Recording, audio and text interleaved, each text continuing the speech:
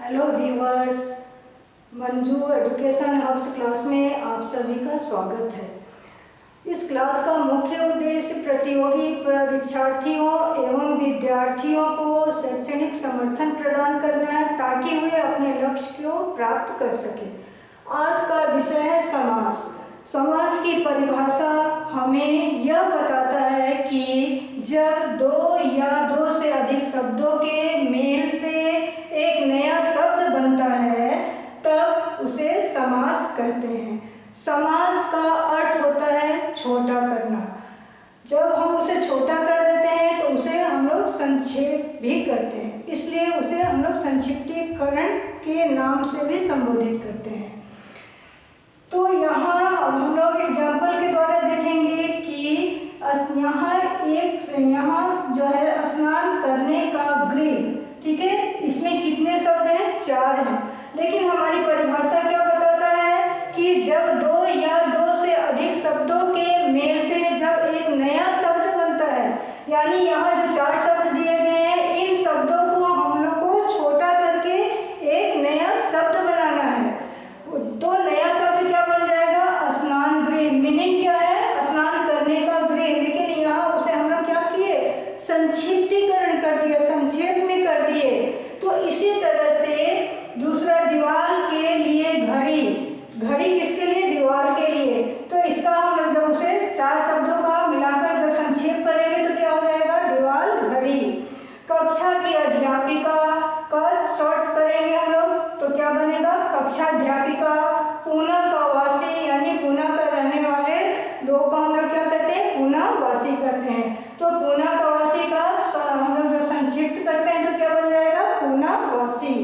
रूप के अनुसार उसका जब हम लोग छोटा रूप करेंगे तो क्या बनेगा? यथारूप। तुलसी के द्वारा लिखित। तो तुलसी के द्वारा लिखित को हम लोग जब छोटा करेंगे, 4 शब्दों का जब संक्षेप करेंगे तो उसका क्या बन जाएगा? तुलसी लिखित या तुलसी कृत भी हो सकता होता है। अब यहाँ प्रश्न यह उठता है कि समास कितने प्रकार के होते हैं? समास 6 प्रकार के होते हैं।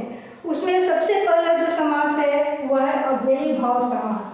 अव्ययी भाव समास की परिभाषा यह बताता है कि जिस समास का पहला पद प्रधान होता है किंतु उस पद से पहले उपसर्ग लगा रहता है वह अव्ययी भाव समास होता है।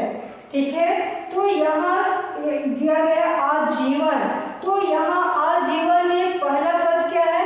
ये जीवन। ठीक है, लेकिन इस जीवन से पहले क्या लग गया है? उपसर्ग। उपसर्ग में क्या शब्द है? आजीवन यानी जीवन भर। तो जिसमें आ शब्द लगा हो, कैसे पहचान करेंगे हम लोग कि जो भी शब्द दिए गए रहेंगे उसमें जो पहला प्रधान शब्द होता है उसके पहले उपसर्ग लगा रहता है। उपसर्ग जो कैसे लगता है? जो भी शब्द दिए गए रहते हैं उसके पहले एक ये उपसर्ग लगाया रहता है। ठीक इसी प्रकार से यथाशक्ति। शक्ति क्या है? प्रधान पद है। भरपेट में पेट प्रधान है। बेअकल में अक्ल क्या है? प्रधान शब्द है। माँ प्रतिमाह में माँ क्या है? प्रधान है। सपरिवार में परिवार क्या है? प्रधान पद है। लेकिन इन सारे शब्दों से पहले क्या लगा हुआ है? उपसर्ग। उपसर्ग कौन कौन सा होता है? आ, वे, यथा, प्रति, भर, स। ये सारे सब उपसर्ग हैं। जब भी अव्ययी भाव समास में की पहचान करने के लिए कहा जाता है तो पहले आप शब्द को देखो और शब्द जो दिया है प्रधान शब्द उसके पहले देखो कि क्या उपसर्ग लगा हुआ है। उपसर्ग में ये सारे शब्द लगे हुए हैं तो आप उसे बेझिझक उसे कहें कि ये अव्ययी भाव समास है। It is clear.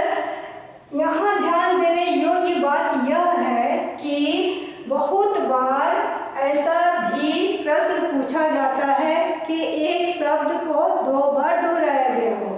जैसे बातों बात, साफ साफ, यहाँ क्या है?